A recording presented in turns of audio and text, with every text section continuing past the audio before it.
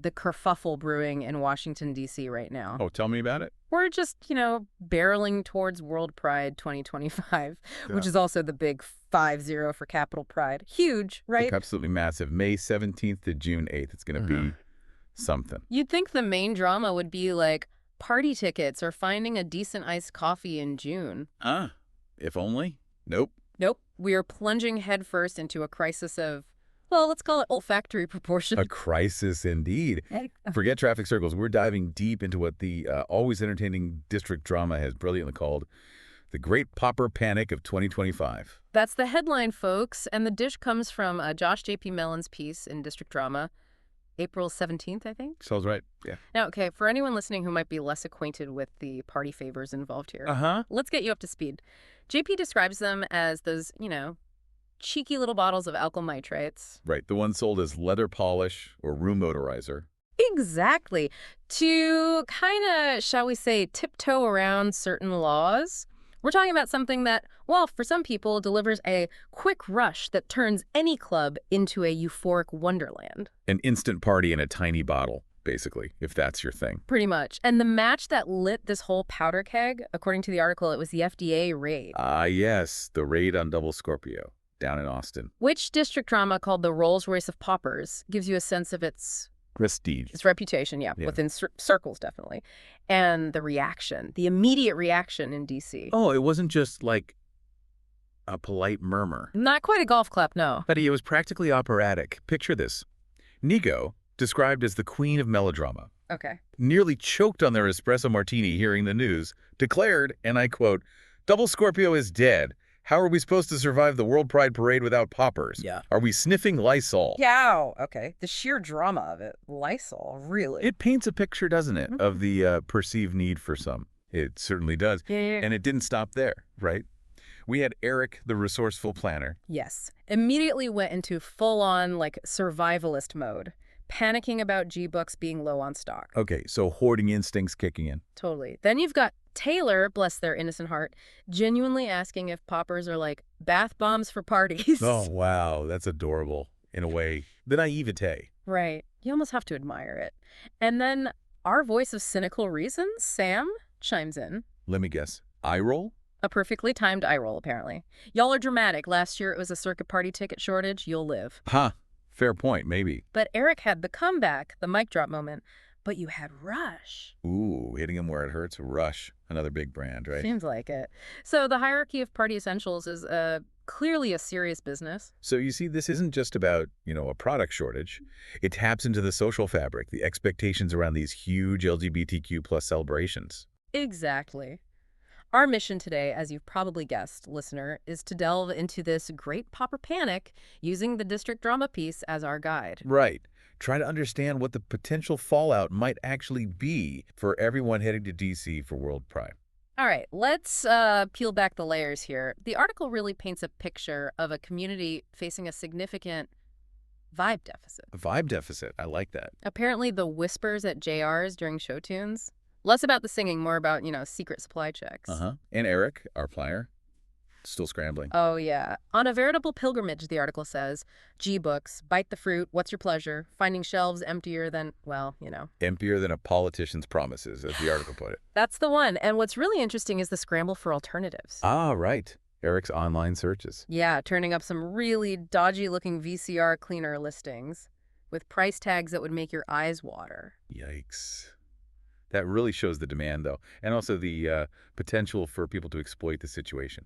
Less scrupulous sellers? Oh, absolutely. It's like a black market, but maybe smelling slightly more fruity, hopefully. Let's hope so. And then there was that brief flirtation with DIY poppers. Oh, God, yeah. Thankfully, that seems to have died down quickly. Apparently, a quick look at some Reddit horror stories about explosive mishaps put a stop to that idea. Phew. Safety first, right? Even when the party's at stake. You'd hope so. But this whole DIY thing, it does sort of hint at the tricky legal situation these things are in. Exactly, because the legitimate supplies get disrupted, partly because of those pesky laws forcing them to be sold as cleaners. It pushes people towards potentially unsafe stuff, creates this underground market. Right, and the conspiracy theories. Already blooming over at Little Bay Pub, apparently. Like very pungent spring flowers.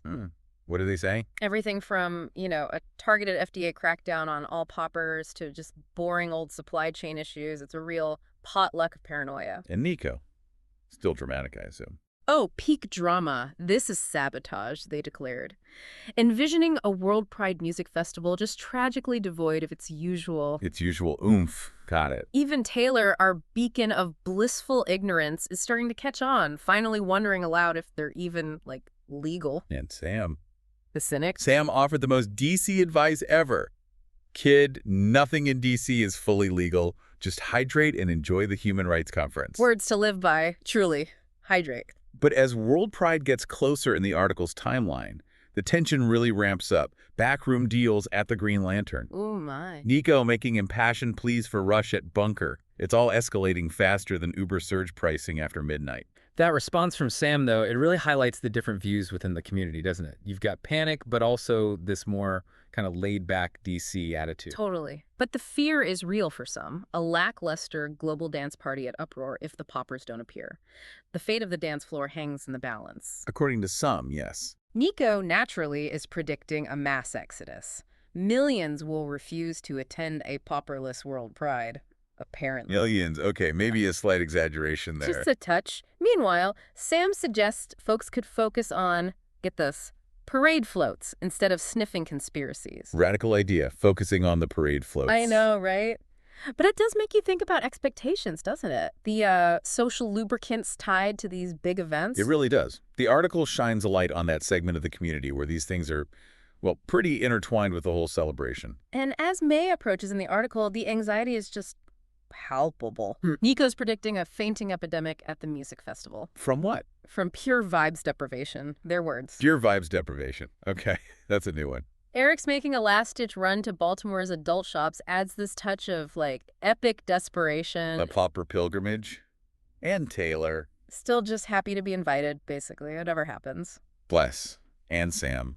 Threatening to flee to Rehoboth if the popper talk doesn't stop, honestly. Can't blame them. Huh. It's clever how District Drama uses these characters, though. These often funny reactions paint this bigger picture of all different attitudes in the DC scene. It's a great snapshot, yeah. A community grappling with what it sees as a threat to its party norms. So then we get to the grand finale, right? The World Pride Parade itself. Will Pennsylvania Avenue be glorious sequins and solidarity? Or will the lack of that telltale sniff lead to a threadbare tragedy in the fabric of freedom? The imagery. It's just perfect. Delicious, isn't it? And the article leaves us hanging, doesn't it? Those mysterious X-posts, the tweets, hinting at a Popperpalooza supplier. Right, a glimmer of hope, but is it real? Or just a cruel mirage, toying with everyone's emotions. Nico's ready to lead a protest from a float if it's fake, I bet. Oh, absolutely. Well, Eric is probably already budgeting for the insane price gouging if it is real. He's right. So, as World Pride looms and this great popper panic dominates the chat from, trade to the dirty goose, the big question is, will DC's gay scene power through? Or are we facing a summer of discontent? Maybe just with slightly clearer sinuses. Only time, or maybe that discreet delivery van from Baltimore will tell. Ultimately, though, while it's served up with a huge side of satire, that District Drama article really does tap into some real cultural stuff. For sure. Social dynamics, nightlife culture, the hype around a massive event like World Pride. It gives you a glimpse. So for you, our wonderful listener, thinking about this piece, undeniably cheeky, but clearly hitting on some real anxieties, what do you think is the deeper story here? Yeah, about cultural trends, those legal gray areas, the unspoken expectations around these big celebrations. Is this really a cataclysmic crisis brewing, or just another wonderfully dramatic Tuesday in our nation's capital? Something to sniff out for yourself, perhaps.